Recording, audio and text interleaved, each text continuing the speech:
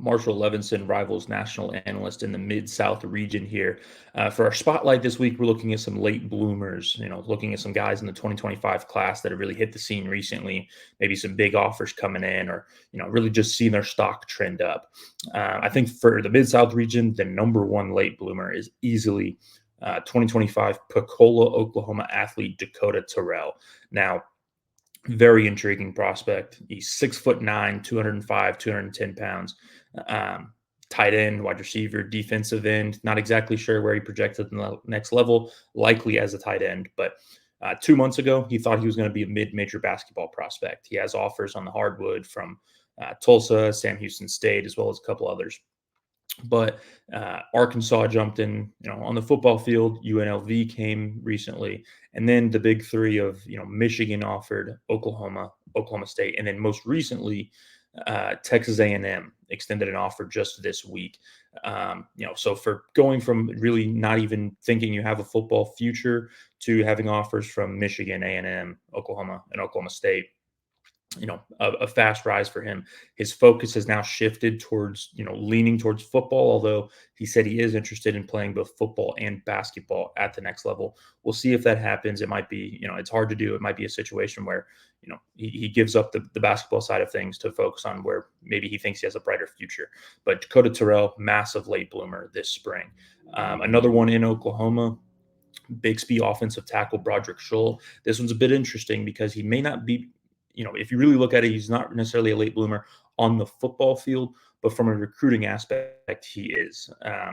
He doesn't use social media, so not many people had really seen his name or seen, what he can do. But schools started finding out about him. He holds, 12, 15 offers now. Auburn's involved. A&M is involved. Illinois, Kansas State. Notre Dame and Tennessee have shown interest. So there's some major programs in play for Broderick Schull, who's 6'6", 280, 285.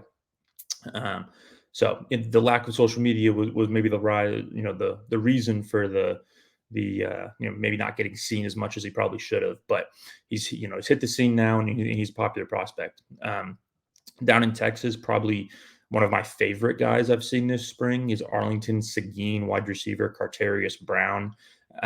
He's got a thin frame, but he's 6'2", 6'3".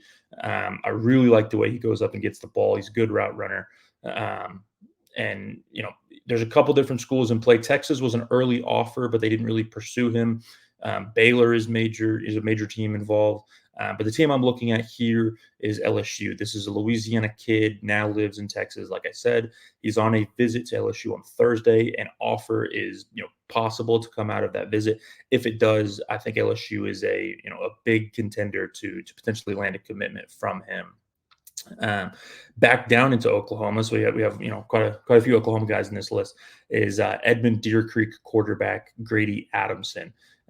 Oklahoma doesn't get a whole lot of love, especially at the quarterback position. There's maybe one or two every couple of years that are, potential Power 5 guys, Power Conference guys. Grady Adamson is one though. I really love his film. He's a tough kid. He's super mobile. He's always on. He can operate on the move. And Georgia Tech was the school for him. He just committed to Georgia Tech this past week.